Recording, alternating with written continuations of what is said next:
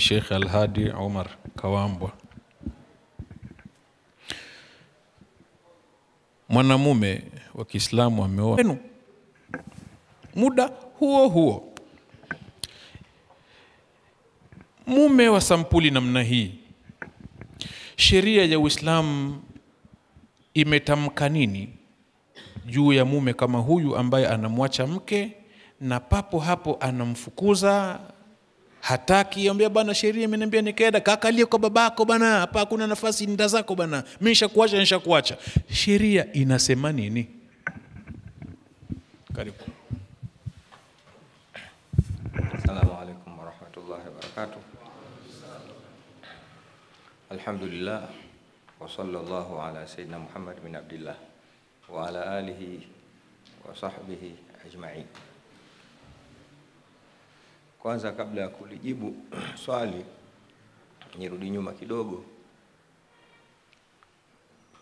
kuongea na Waislamu ambao ndio sisi. Dini yetu ina vyotutaka kwa ujumla wake ni kukosa khiari katika yale aloamrisha Mwenyezi Mungu Subhanahu wa Ta'ala. Kukosa khiari, kukosa uchaguzi katika yale aloamrisha Mwenyezi Mungu Subhanahu wa Ta'ala. Watu wengi tunadhani tunaweza kuchagua alichotutaka Mwenyezi Mungu tukifanye. Hiki tukifanye na kingine tusifanye. Na hilo linakuja kwa sababu nyingi zaidi. Ya kwanza na ndio kubwa ni ile hali tuliokuwa nayo ya kutojishughulisha na kufuatilia kwa karibu sana hayo mafundisho ya huo Uislamu ambao tunaishi ndani yake. Ila kwanza tumekuwa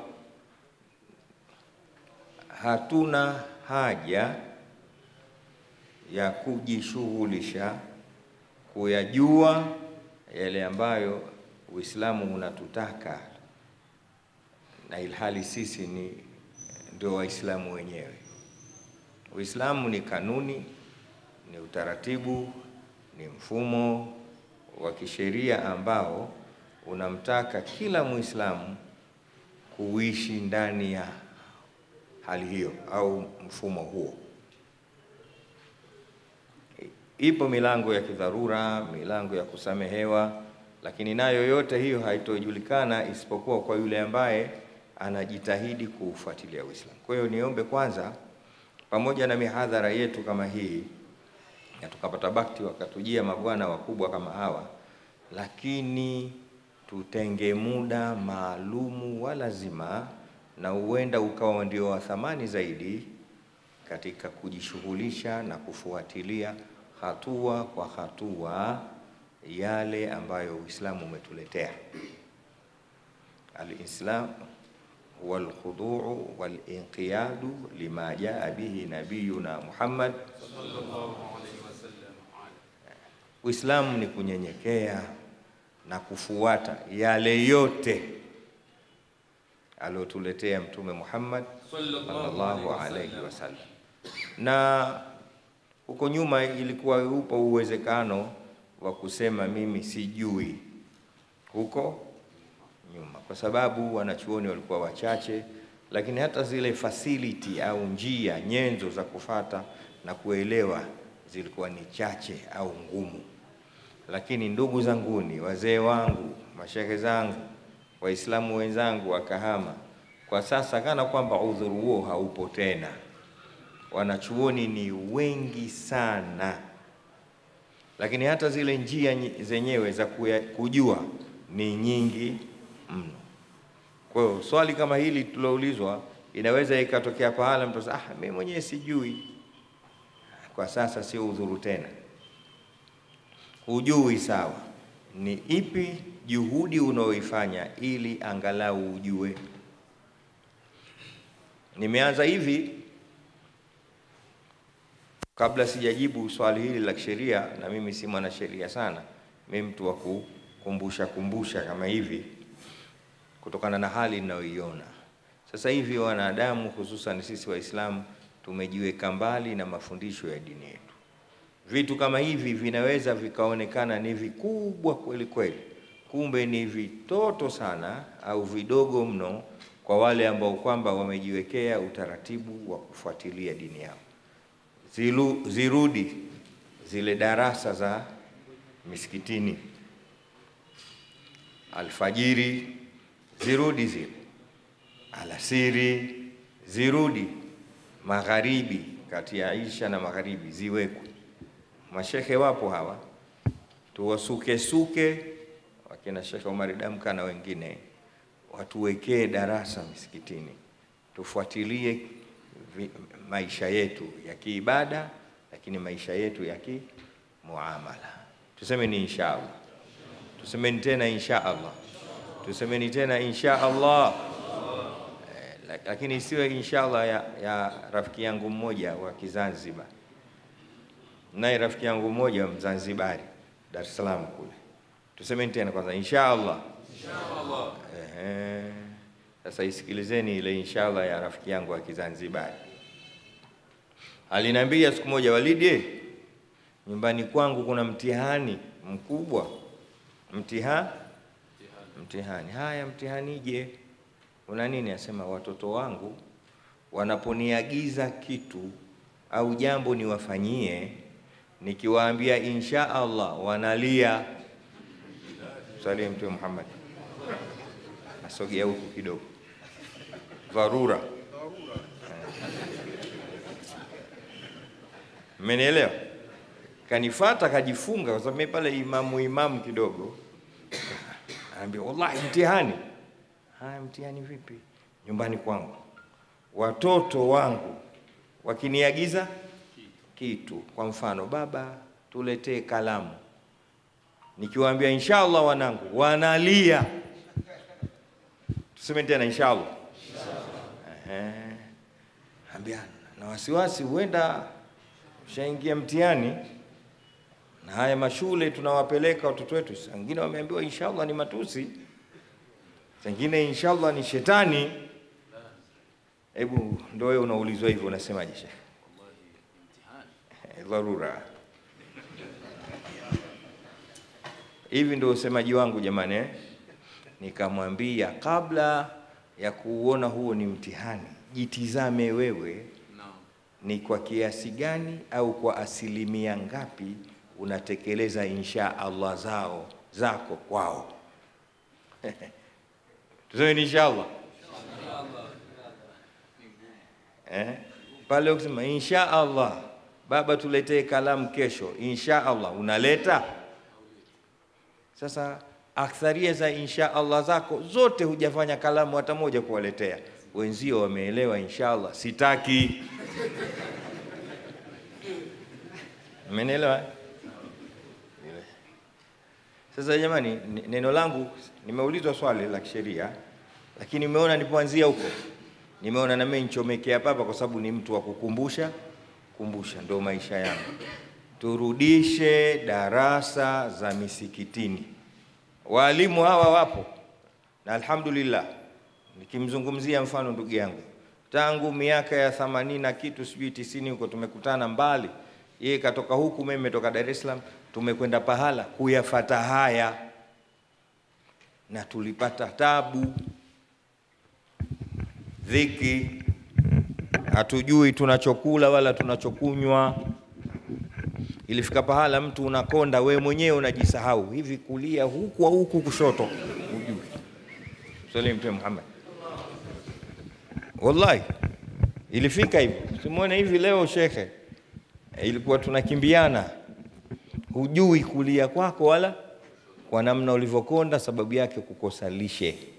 Lakini man ya'rifil matluba yahqir ma badhal, mwenye kujua anataka nini hudharau anatoa nini. Kwa vile tulijua tunataka kitu gani, tulidharau taabu zote. Tumsalimu Mtume Muhammad. Tulidharau shida zote, tukasoma, pamoja na taabu zetu, kwa maana kwamba tukirudi majumbani wapo watu tukawasaidie. Sawa sawa. Sasa tuwasuke ambaye Sheikh Omari, darasa vipi? Darasa sasa ya mambo ya sheria, thumma ja'alnaka ala shari'atin min al-amri fattabi'ha. Amri hiyo, mambo ya kisheria haya yameachwa. Waislamu wazuri sana kwa Waislamu, lakini katika mambo ya harakati, mambo ya wallahi, mimi nakaa kule naona Muislamu mkali kweli kweli katika mambo yanayoitwa haraka. Lakini nini sheria? Nini swala yake? Tena ukianzisha tu jambo hilo, bwana, sitaka. Nishawahi siku moja nasomesha mashekhe, nimekaa darasani nasomesha baina al-maghrib wal isha, nasomesha ibada za watu, tunakumbushana udhu. Kaja mtu kaingia msikitini kasimama, Walidi, watu wamefungwa huko jela, wewe hapo unagawa pepo tu. Nake nitoke na watu tukaandamane.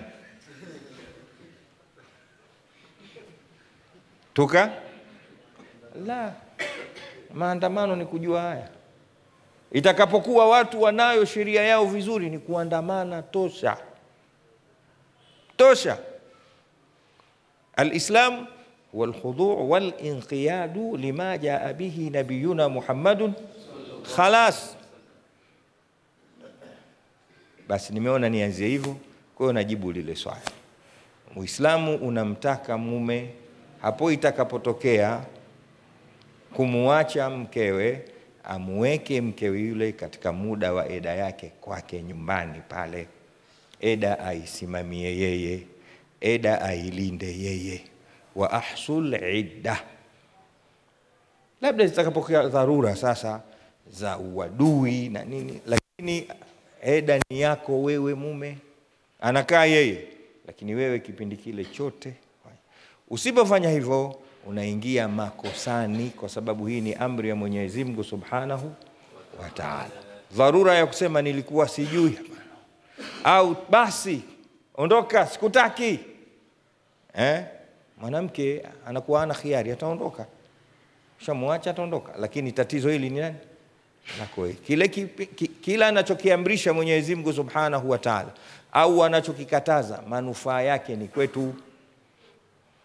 Fanyeni hivi, tukifanya sisi ndio tunafaika, sio Mungu. Tukiacha kufanya sisi ndio tunadhurika, sio nani? Mwenyezi Mungu. Kwa hiyo ufupi wa lile, wanasheria wapo watakuja kulieleza kwa sana, lakini inamtaka mwanamume mke amweke eda nyumbani. Na masemo hayo yako mengi katika Qur'ani na hadithi za Mtume Muhammad sallallahu alaihi wasallam, na yeye aidhibiti ile eda, ajue kabisa leo imeanza, lini ina kwisha. Wama alaina ila al-balagh mubin. Wassalamu alaykum wa rahmatullahi wa barakatuh. Muda huo mume wa sampuli namna hii, sheria ya Uislamu imetamka nini juu ya mume kama huyu ambaye anamwacha mke na papo hapo anamfukuza? Hataki, ambia bana, sheria imeniambia nikaenda, kakalie kwa babako bana, hapa hakuna nafasi, nenda zako bana, mimi nishakuacha. Sheria inasema nini? Karibu. Assalamu alaykum wa rahmatullahi wa barakatuh. Alhamdulillah wa sallallahu ala sayyidina Muhammad bin Abdullah wa ala alihi wa sahbihi ajma'in. Kwanza kabla ya kulijibu swali, nirudi nyuma kidogo kuongea na Waislamu ambao ndio sisi. Dini yetu ina vyotutaka kwa ujumla wake ni kukosa khiari katika yale aloamrisha Mwenyezi Mungu Subhanahu wa Ta'ala. Kukosa khiari, kukosa uchaguzi katika yale aloamrisha Mwenyezi Mungu Subhanahu wa Ta'ala. Watu wengi tunadhani tunaweza kuchagua alichotutaka Mwenyezi Mungu tukifanye. Hiki tukifanye na kingine tusifanye. Na hilo linakuja kwa sababu nyingi zaidi.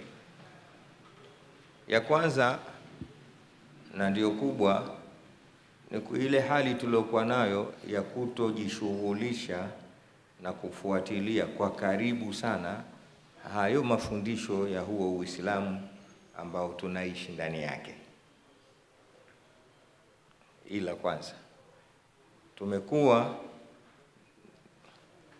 hatuna haja ya kujishughulisha kuyajua yale ambayo Uislamu unatutaka, na ilhali sisi ndio Waislamu wenyewe. Uislamu ni kanuni, ni utaratibu, ni mfumo wa kisheria ambao unamtaka kila Muislamu kuishi ndani ya hali hiyo au mfumo huo.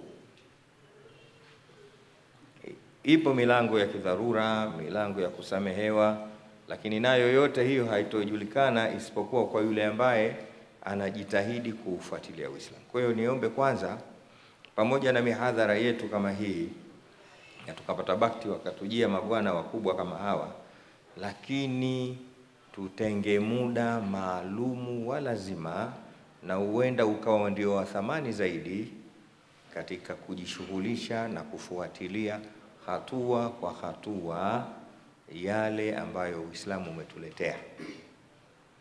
Al-Islam wal khudu'u wal inqiyadu lima jaa bihi nabiyuna Muhammad sallallahu alaihi wasallam. Uislamu ni kunyenyekea na kufuata yale yote aliyotuletea Mtume Muhammad sallallahu alaihi wasallam. Na huko nyuma ilikuwa upo uwezekano wa kusema mimi sijui huko nyuma, kwa sababu wanachuoni walikuwa wachache, lakini hata zile facility au njia nyenzo za kufata na kuelewa zilikuwa ni chache au ngumu. Lakini ndugu zanguni, wazee wangu, mashehe zangu, Waislamu wenzangu wa Kahama, kwa sasa kana kwamba udhuru huo haupo tena. Wanachuoni ni wengi sana, lakini hata zile njia zenyewe za kujua ni nyingi mno. Kwa hiyo swali kama hili tuloulizwa inaweza ikatokea pahala mtu sasa, mimi mwenyewe sijui. Kwa sasa sio udhuru tena. Hujui sawa, ni ipi juhudi unaoifanya ili angalau ujue? Nimeanza hivi kabla sijajibu swali hili la sheria, na mimi si mwana sheria sana, mimi mtu wa kukumbusha kama hivi kutokana na hali ninayoiona sasa hivi. Wanadamu hususan sisi Waislamu tumejiweka mbali na mafundisho ya dini yetu. Vitu kama hivi vinaweza vikaonekana ni vikubwa kweli kweli, kumbe ni vitoto sana au vidogo mno kwa wale ambao kwamba wamejiwekea utaratibu wa kufuatilia dini yao. Zirudi zile darasa za misikitini alfajiri, zirudi zile alasiri, zirudi magharibi, kati ya Isha na magharibi ziwekwe. Mashehe wapo hawa, tuwasuke wakina Sheikh Omar Damka na wengine, watuwekee darasa misikitini, tufuatilie maisha yetu ya kiibada, lakini maisha yetu ya kimuamala. Tusemeni inshallah, tusemeni tena inshallah, tusemeni tena inshallah. Lakini isiwe inshallah ya rafiki yangu mmoja wa Kizanzibar, naye rafiki yangu mmoja Mzanzibari, Dar es Salaam kule. Tusemeni tena kwanza inshallah. Inshallah. Sasa isikilizeni ile inshallah ya rafiki yangu wa Kizanzibari. Aliniambia siku moja, Walidi, nyumbani kwangu kuna mtihani mkubwa. Mtihani. Haya, mtihanije? Una nini? Asema watoto wangu wanaponiagiza kitu au jambo niwafanyie, nikiwaambia insha Allah wanalia. Salim Mtume Muhammad. Asogea huku kidogo. Dharura. Mmenielewa? Kanifuata kajifunga kwa sababu mimi pale imamu kidogo. Anambia wallahi mtihani. Haya, mtihani vipi? Nyumbani kwangu watoto wangu wakiniagiza kitu, kwa mfano baba tuletee kalamu, nikiwaambia inshallah wanangu wanalia. Tuseme tena inshallah. Ambia na wasiwasi huenda ushaingia mtihani, na haya mashule tunawapeleka watoto wetu, wengine wameambiwa inshallah ni matusi, wengine inshallah ni shetani. Hebu ndio wewe unaulizwa hivyo, unasemaje Sheikh?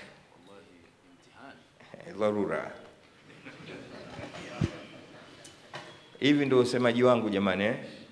Nikamwambia kabla ya kuona huo ni mtihani, jitizame wewe ni kwa kiasi gani au kwa asilimia ngapi unatekeleza insha Allah zako kwao.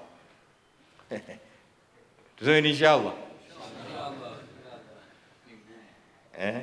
Pale ukisema insha Allah, baba tuletee kalamu kesho, insha Allah unaleta. Sasa aktharia za insha Allah zako zote hujafanya kalamu hata moja kuwaletea.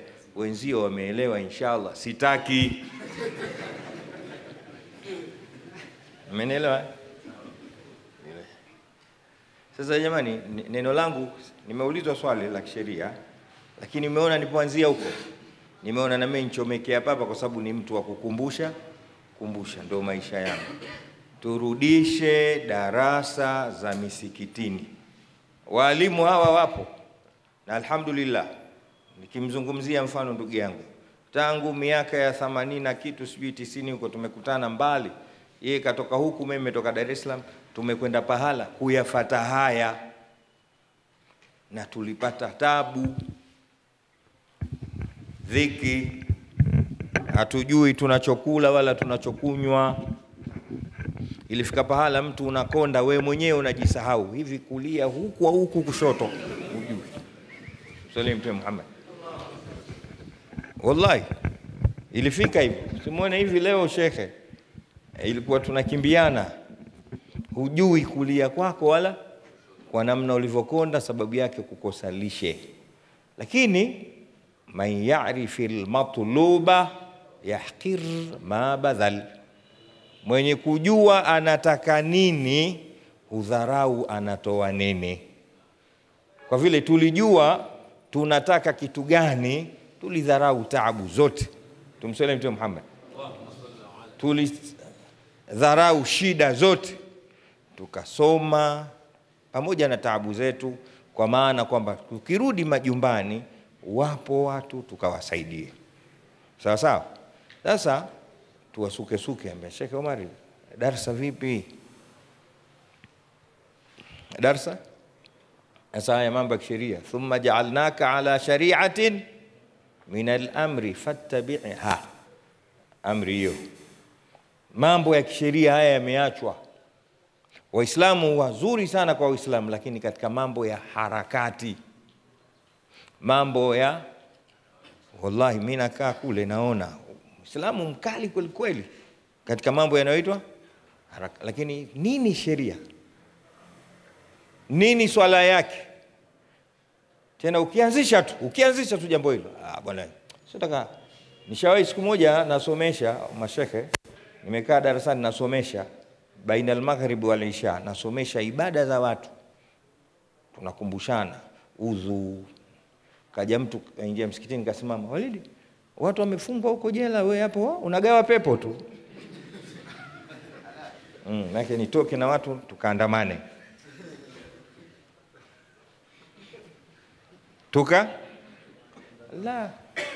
Maandamano ni kujua haya. Itakapokuwa watu wanayo sheria yao vizuri, ni kuandamana tosha. Al-Islam wal khudu' wal inqiyadu lima jaa bihi nabiyuna Muhammadun khalas. Basi nimeona nianzie hivyo, kwa hiyo najibu lile swali. Muislamu unamtaka mume hapo itakapotokea kumuacha mkewe, amuweke mkewe yule katika muda wa eda yake kwake nyumbani pale. Eda aisimamie yeye, eda ailinde yeye. Wa ahsul idda. Labda zitakapokea dharura sasa za uadui na nini, lakini eda ni yako wewe mume, anakaa yeye, lakini wewe kipindi kile chote. Usipofanya hivyo unaingia makosani, kwa sababu hii ni amri ya Mwenyezi Mungu Subhanahu wa Ta'ala. Dharura ya kusema nilikuwa sijui, au basi ondoka sikutaki, mwanamke anakuwa ana khiari, ataondoka. Shamwacha ataondoka, lakini tatizo hili ni nani? Nako kila anachokiamrisha Mwenyezi Mungu Subhanahu wa Ta'ala au anachokikataza, manufaa yake ni kwetu. Fanyeni hivi, tukifanya sisi ndio tunafaika, sio Mungu. Tukiacha kufanya sisi ndio tunadhurika, sio nani? Mwenyezi Mungu. Kwa hiyo ufupi wa lile, wanasheria wapo watakuja kulieleza kwa sana, lakini inamtaka mwanamume mke amweke eda nyumbani. Na masemo hayo yako mengi katika Qur'ani na hadithi za Mtume Muhammad sallallahu alaihi wasallam, na yeye aidhibiti ile eda, ajue kabisa leo imeanza, lini ina kwisha. Wama alaina ila al-balagh mubin. Wassalamu alaykum wa rahmatullahi wa barakatuh.